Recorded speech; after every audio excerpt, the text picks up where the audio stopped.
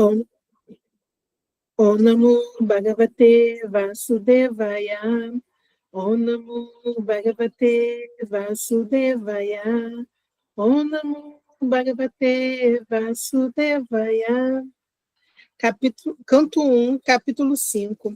Narada apresenta instruções sobre Srimad Bhagavatam a Vyasadeva. Verso 40.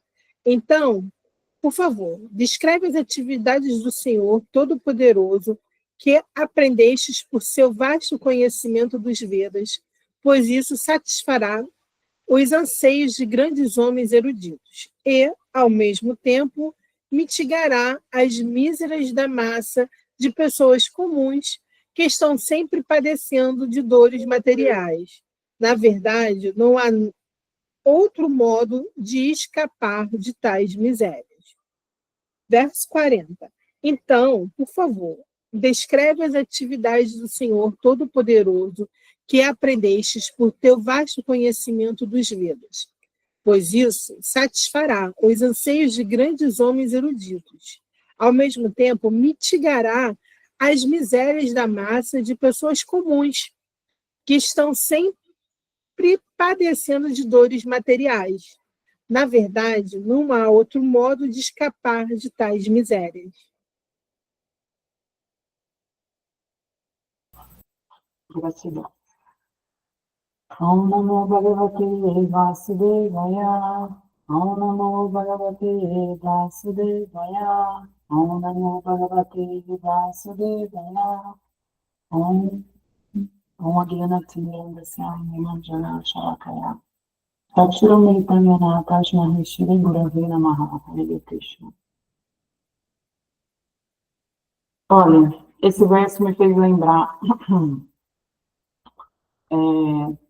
Acho que todo mundo já chegou, já se perguntou na vida qual que era o propósito de vida, né? Acho que a gente tem esse anseio de entender o que a gente veio, para que a gente foi, entre aspas, né, expandido, para que a gente, o que a gente está fazendo aqui, para que a gente serve, né, fundamentalmente. E o propósito, e eu aprendi no caminhar dos Vedas, e com todo esse conhecimento, eu entendi e aprendi que o propósito está onde a gente se nutre e nutre os demais, onde a gente serve a nós mesmos, no sentido de nos equalizar, né, de nos tirar da miséria, e assim, depois que a gente consegue, né, nos nutrir adequadamente, a gente consegue nutrir os demais. Então, basicamente, o que a gente está fazendo aqui é servir ao próximo, né? Parece até, às vezes, até isso do nosso ego, às vezes é um pouco decepcionante, mas basicamente o que a gente tem que fazer aqui é servir ao próximo, ao outro.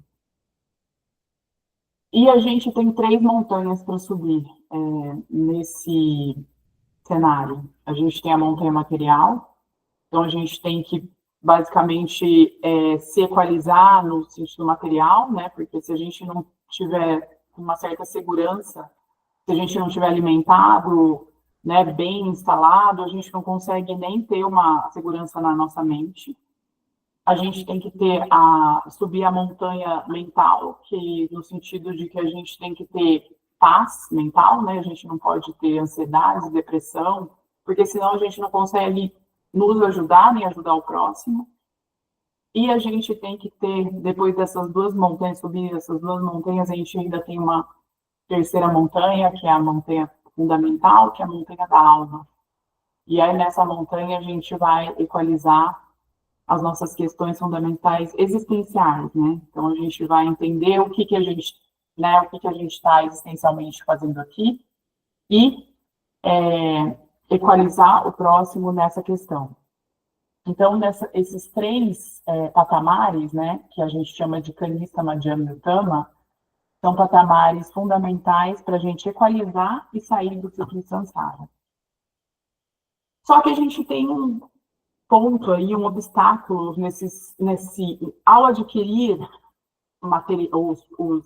os remanescentes materiais, ao adquirir conhecimento, o conhecimento, ele é um poder, a matéria é um poder também. Então, quando a gente, geralmente, a humanidade, ela para na primeira montanha, ela para na montanha material. Então, ela acumula bens e não consegue seguir em frente, né? Não consegue simplesmente continuar caminhando. Ela para ali, morre e renasce. Então, a gente tem que ter aquela equanimidade de manter o passo firme e ser generoso nesse movimento, né? Porque se a gente acumula para a gente, é igual a comida. Se a gente ganha hoje uma grande quantidade de comida fresca, se a gente não distribuir, a comida vai apodrecer e a gente vai simplesmente ficar com todo aquele lixo. Então, tudo que a gente recebe, todos os nossos dons, todas as nossas dádivas, toda a inteligência que a gente recebe do Senhor Supremo, toda essa opulência a gente recebe para a gente distribuir, para a gente dividir com as pessoas, para a gente nutrir as pessoas. Então, tanto os bens materiais, né, que a gente tem que distribuir, né, quanto os nossos bens espirituais, né? Então, a gente tem que ter esse ponto de foco nessa nossa corporificação. O que acontece é que a gente tem um grande obstáculo nessa caminhada, que é a vaidade. Porque quando a gente acumula por exemplo, conhecimento, a gente começa a nutrir as pessoas e as pessoas começam a, de repente, né, você vê quantos líderes religiosos que começam a ficar vaidosos, assim, porque geralmente a pessoa que nutre o outro, ela é vista como um ponto de referência. Então, essa pessoa vira um deus, às vezes, para outra pessoa.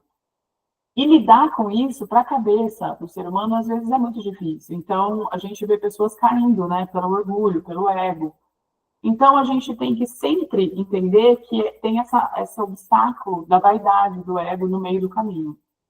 A partir do momento que você põe na sua cabeça que você está aqui para servir única e exclusivamente, que todos os seus dons são para potencializar esse servir, né? Quando você está aqui falando todos os dias, o que eu posso melhorar na vida do outro? O que eu posso melhorar, né? O que eu posso fazer por mim? Obviamente, a gente tem que estar sempre se nutrindo primeiro, porque senão a gente não consegue dar nada. A gente tem que sair das misérias para a gente conseguir ter opulência para dar para o outro.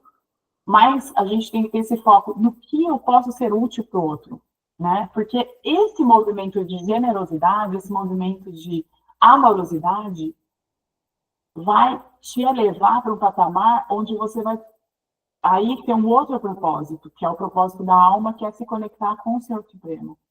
Então, num primeiro momento, a alma tem que entender que ela tem que ser generosa e dadivosa para fortalecer as virtudes do coração dela, para ela se transformar nessa pessoa virtuosa, amorosa.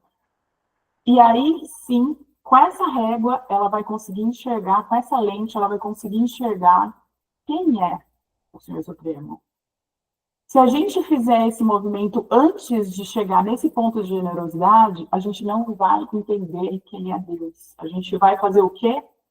Medir Deus com a nossa regra do egoísmo. E isso que acontece na humanidade. O que eles fazem? Pegam a régua, né, da vaidade, do egoísmo, de si próprio, e olha para Deus com esses olhos. E aí o que a gente tem? Um Deus violento, um Deus agressivo, um Deus dominador, né? Um Deus narcisista. E aí a gente não pode fazer esse movimento de se conectar ao Senhor Supremo antes de entender todas essas questões e antes de ter um coração generoso. E aí a gente, né, é um caminhar, a vida é um caminhar. Então, quando a gente está maduro o suficiente, a gente chegou nesse ponto de generosidade, de amorosidade, que é o fim, né? É o fim do ciclo. E a gente tem lá no fim um portãozinho, né, que é o portãozinho das lilas. Quando a gente entra nesse mundo, mesmo nesse mundo, a gente tem que estar muito no ponto, porque nesse ponto a gente vai ter que abandonar certos preconceitos. Nesse lugar, a gente até vai ter que abandonar certos pontos do Dharma. Por quê? Porque quando a gente, vamos supor, a gente sobe uma montanha, a gente precisa de vários equipamentos para subir a montanha. Quando a gente chega num determinado ponto, que não precisa mais desses equipamentos, a gente solta o peso. Então, quando a gente entra nas lilas e a gente realmente integrou o conhecimento, quando a gente realmente elevou o nosso patamar e a gente realmente está compassivo e altruísta, a gente consegue entender o mundo de Krishna, a gente consegue, né, se conectar ao mundo dele, entrar no mundo dele. E aí a gente nem pergunta, porque o conhecimento ele tem que rejuvenescer o coração, ele tem que deixar o coração jovem, ele tem que deixar aquele coração de criança, né, aquele coração terno, de ternura. E a gente só consegue passar pela vida, que é tão desafiadora, que é tão difícil, que são tantas traições, que são tantos buracos que a gente cai, quando a gente consegue se conectar ao princípio da generosidade, quando a gente consegue entender os conhecimentos, quando a gente consegue entender que todos esses movimentos que a gente passou, a gente tinha responsabilidade. E a gente emprega o perdão, a generosidade, daí a gente consegue não ter que levar toda essa carga, né, para o fim do caminho. Então, quando a gente chegar nesse fim do caminho, que são as lilas, quando a gente se conectar com as lilas, a gente tem que estar com o coração leve, eterno e amoroso. E para a gente entender a essência da lila, para a gente entender, sabe, quando a gente olha para Krishna e ele é algo muito diferente do comum, do senso comum, e quando a gente está conectado com os princípios superiores, a gente entende, a gente simplesmente se conecta com aquele amor, entendeu? E isso faz parte de um caminho onde a gente conseguiu superar o ego, superar as pressões, né, externas, quando a gente conseguiu fazer movimentos generosos, quando a gente conseguiu colocar o amor antes de qualquer coisa. Então, eu lembrei muito daquela música, mesmo que eu soubesse a língua dos homens e dos anjos, se eu não tivesse amor, eu nada seria. Então, não adianta você ter todo o conhecimento do mundo, não adianta você ser o mais versado, você ser o mais erudito, se você não tiver esse ponto de amorosidade, generosidade, altruísmo, não vai adiantar nada, você vai retornar e você vai fazer novamente o caminho. Então, o que nós estamos fazendo aqui? Nós estamos simplesmente aprendendo a ser generosos conosco e com os demais. É muito simples, gente. Às vezes a gente complica, mas basicamente a gente está aprendendo a amar. A gente está aprendendo o que é o amor, como que a gente pode exercer o amor. Parece simples, mas a gente tem que fazer algumas curvas para simplesmente não cair nessas armadilhas do ego e da vaidade. Então, que a gente tenha uma semana muito abençoada e muito guiada pelo Anahata Chakra, que é o chakra da amorosidade, da conexão com o Supremo, e a nossa meta última é unir os dois corações, o nosso e o dele. E isso é muito auspicioso, muito maravilhoso, mas para isso a gente tem que fazer esse caminhar de ahimsa, de não violência, de generosidade, de altruísmo, e com certeza conseguir olhar o outro e transbordar esse ponto de amor incondicional. Namastê, Hare Krishna, gratidão pela oportunidade. Hari Om.